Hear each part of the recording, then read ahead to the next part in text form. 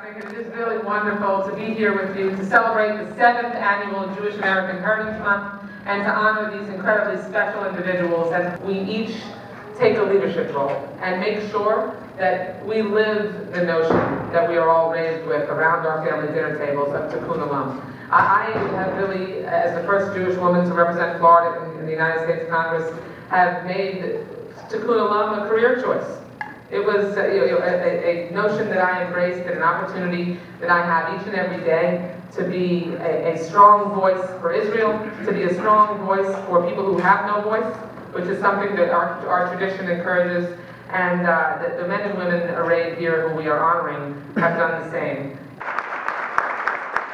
Thank you all for your work. Thank you to the Freedom Group in particular for having this event here today, because it is yet another example that from the halls of Congress to the symphony halls to lecture halls across this country, Jewish American Heritage Month is a tradition that we will keep alive and well for many, many years to come. Thank you so much. That if the Jews don't recognize what is going on in the world, you're missing the boat. What we have, the liberties in this country, must never be taken for granted. Because I can remember well when I opened the Hillel House at the University of Florida, when there were 10 Jews, myself included. Today there's 9,300, the largest number of Jews in any university in the country. But the freedom that we take for granted here must never be taken for granted. It's my honor to present to you a true patriot whose love of our country, the United States of America, runs deep and strong, and more importantly, very meaningful. It's my pleasure to introduce to all of you the United States Senator from Florida, Senator Marco Rubio.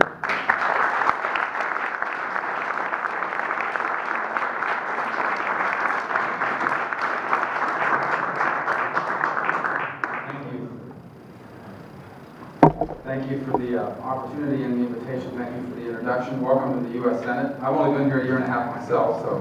But first of all, let me tell you about this room. This is a room that we actually use every Tuesday for our Republican conference luncheons, and Wednesdays are used by others, I suppose, and today we get an opportunity to use it with you guys, and that's great. This room it's called the LBJ room. This was Lyndon Johnson's office. Today it's used as a conference room, but he actually used this as his office. That's why his picture's up there on the wall. And if you read the 2 Cairo books that talk about the spirit of his life, the Master of the Senate, and the new one that's just come out now, this room figures prominently at his desk.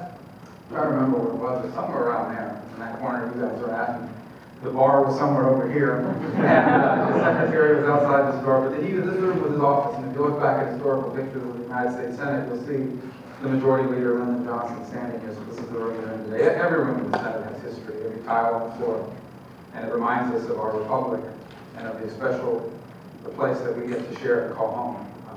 Your experience, the experience of the American community, of the Jewish community in America, though it's special, it's not necessarily unique because it is the story of America.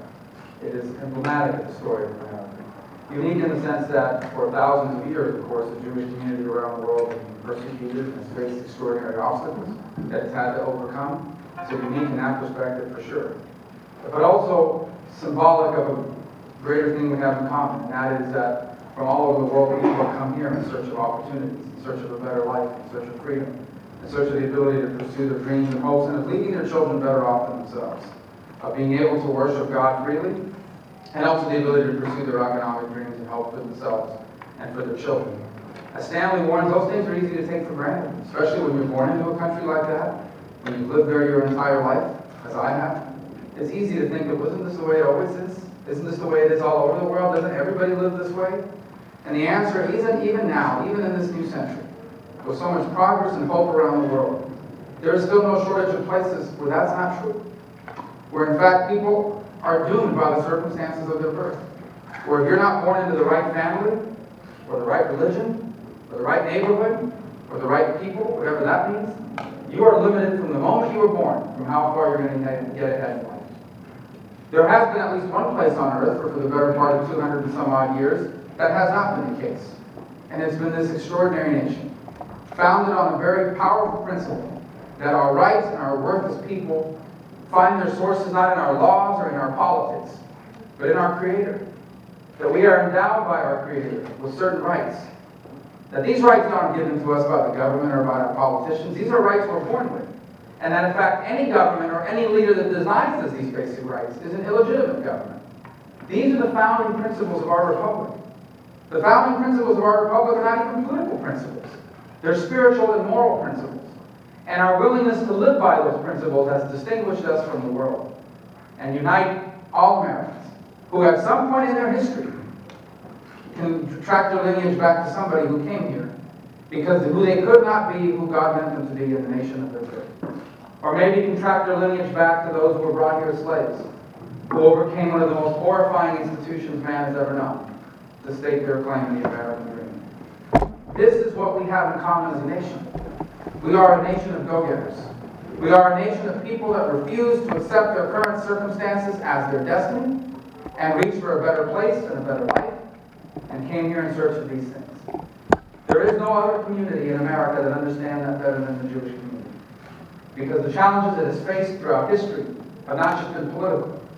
They have been moral, they have been wartime, they have been environmental safety, they've been economic, and they continue to this day. Stanley mentioned a moment ago the challenges that existed in this very nation and in Miami. It's absolutely true. In fact, I know someone who bought a house in the 1980s who got a very apologetic call a few days later from the seller telling them, "I'm sorry, I cannot sell you this home because it is deed restricted. Under a covenant that runs with this piece of property, I cannot sell this home to a Jew." That didn't happen 200 years ago. It happened 2 decades ago in the United States of America. Of course, that was illegal in Florida and it was overturned. The point is, ours is not the story of a perfect country or perfect people, but it is a story of a people that always strove to get better and have the freedom to be able to accomplish that. And so that's who we must be continued. That's who we must continue to be. Not just for our sake, but for the sake of all the world. Because the most powerful thing that we Americans have ever done is be American. The most powerful thing we've ever given the world is our example. The fact is, you can travel anywhere on this planet, and you will find someone who can point to someone who lives here, who has been able to do here what they never would have been able to do there. And every part of this world, there is someone that can look to America and find someone just like them, who is trapped in the circumstances of their birth in that country, but here has accomplished extraordinary things. That is not something just for us to be proud of. That is something for us to cherish and to respect. Not just in our words, but in our actions. Because being an American is not just a title. It's a blessing, and with that blessing, a responsibility. To live out the principles and values, not just here at home, but around the world. To be a clear voice on behalf of human rights and human dignity.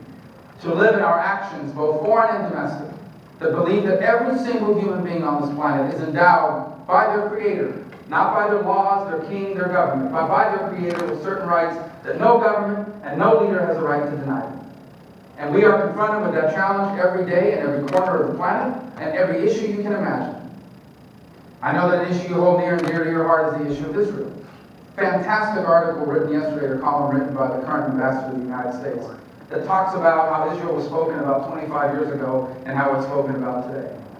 The enormous difference between the way Israel was once described as a heroic nation and now is increasingly demonized in the international community. Why? It's more than just a political agenda.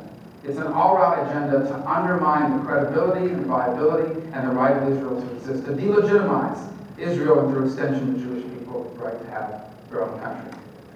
Now, does the United States need to speak clearly on that topic? Yes. And I'm proud that we do. I know a moment ago you heard from Debbie Wasserman Schultz. You can be proud of knowing that the issue of Israel and the right of the Jewish homeland is a bipartisan issue that enjoys extraordinary, perhaps as much as any issue in this country, extraordinary bipartisan support. But it extends beyond that issue. Because we have to remind ourselves of why is Israel threatened.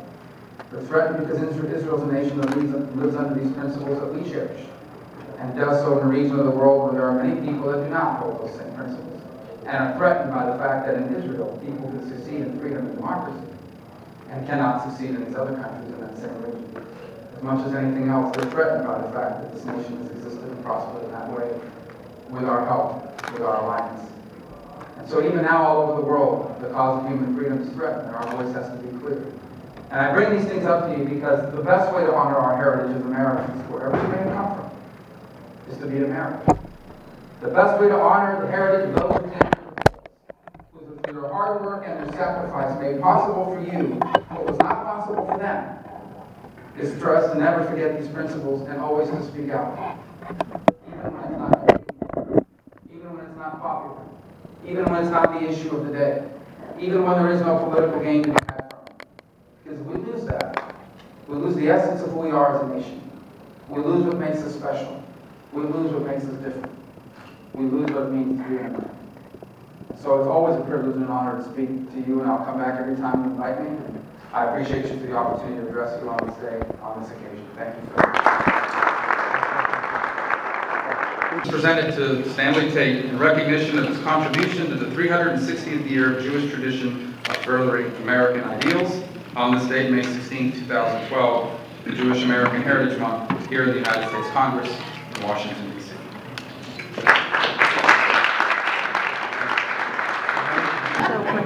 Excuse me, moving a little.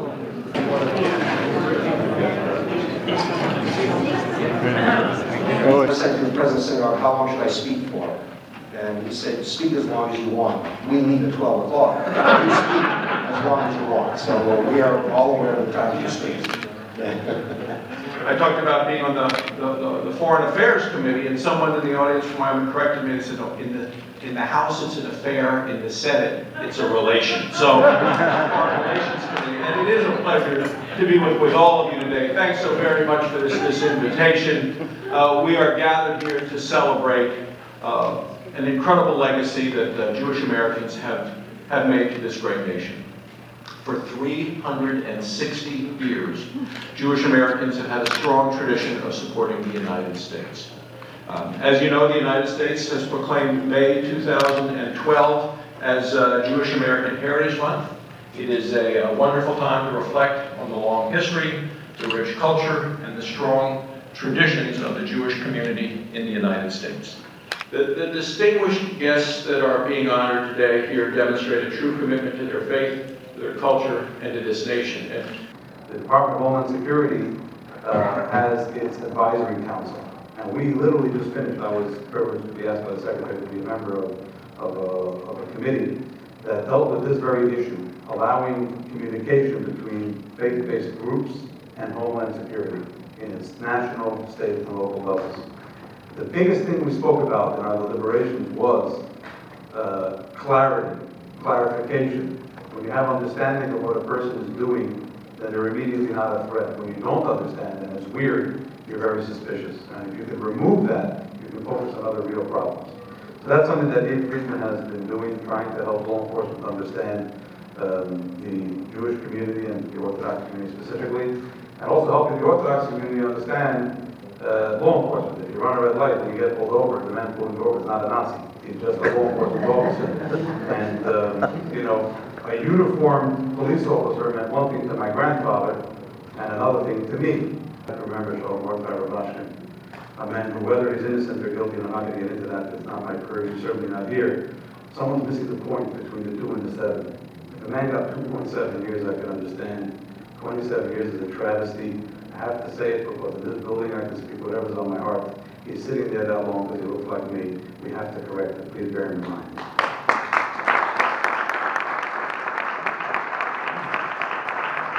The greatest satisfaction that a parent can have is not just imo v'aviv tira'u, but when the children themselves, as they grow up and develop, shafsosai tishmor, they themselves recognize the importance of our tradition and embrace our heritage.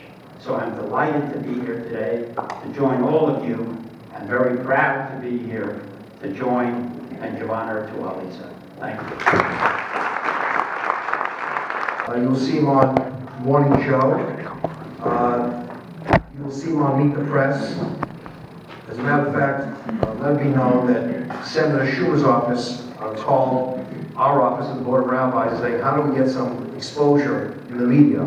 The king is taking all of our time. As a matter of fact, this weekend he'll be on the Weather Channel. I want to see him there. Let me tell you about Peter King. I think this embodies who he really is. The biographer of Winston Churchill was asked, what do you ascribe to the greatness of Churchill? He said, very simple, 50% intelligence, 50% independence, and 50% integrity. The person said, well, wait a minute, sir, that's 150%. The biographer said, you don't know Churchill. He's more than one person.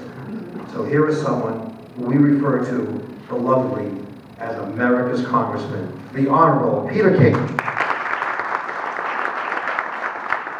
And that's why I'm so proud to be here today to make a presentation to Rabbi Friedman, because he certainly is one who does such an outstanding job as a rabbi, certainly serving the Jewish community, but his influence is felt throughout all communities. The work he does, especially with first responders, as chaplain and being there for them, is so important because they really are the people who are, they are our armed forces here at home. They are the people who are defending us against crime day in and day out, against fire day in and day out. They're the people who put their lives on the line for us. And certainly in the post 9/11 age, they are very literally soldiers on the front line here at home. And to have a spiritual advisor, a counselor, someone who is there to provide them with direction and consolation and solace is so important, because I think all too often we take these people for granted, and we do. But thank God Rabbi Friedman does. Thank God that he has put himself there to work with them. Obviously, he does work in Brooklyn as far as healthcare and as far as working with people. But to me, foremost in my mind, is the work he does with the men and women who put their lives on the line for us. He puts his time and energy into those who put their lives on the line. And to me, that truly is doing God's work on earth. So with that, I'm very proud to make a presentation. Rabbi Friedman, if you would come up, please.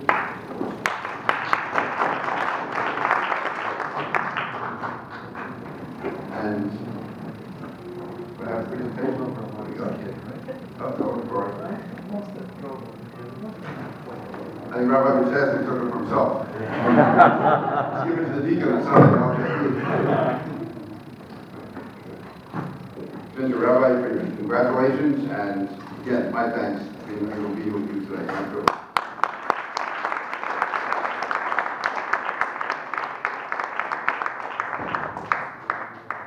I'm really flattered and honored to be here celebrating May of Jewish Heritage Month. Obviously, my colleagues, the people that were honored today, bring to this society even greater value than myself. But let me talk to you about a little bit who makes us, the Jewish faith, able to continue what we do every day, to continue our freedom in religion, to continue to be able to walk out on a Shabbos, on a holiday, and not be in fear that we are going to be demobbed or robbed or possibly killed. These are the members of the law enforcement. They don't have every day the freedom that we have. When they leave at night or in the morning to go to their court, their family, their wife, their husband, their kids, they don't know if their father or a brother or husband coming home tonight. And you know what? They deserve the word today that we, Jewish faith, can continue what we do and practice every day. So I want to give them a round of applause.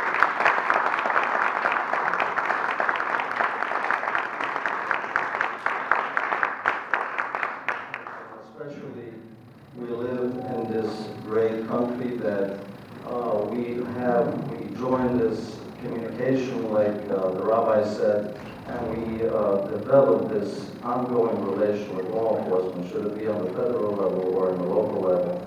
But without having them being a partner to us and being able to work with us and respect the religion, and we respect their laws, and being able to bring out the message to the community that law enforcement is here for our benefit, we would not be able to do what we do every day.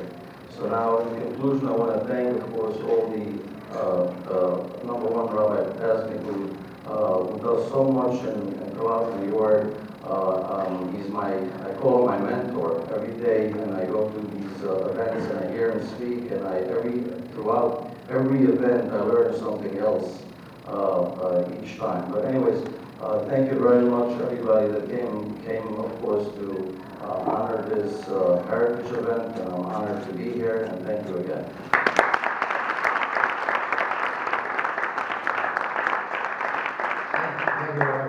tell you something I learned from you with law enforcement here. I learned if you get stopped by a cop and he's going to give you a ticket, or she's going to give you a ticket, keep talking. The longer you talk, the longer that person will not give you a ticket. That's why clergy rarely get tickets. We keep talking, eventually we wear them out and walk away. So let that be a lesson of the cooperation also between clergy and law enforcement. Thank you so much. Let me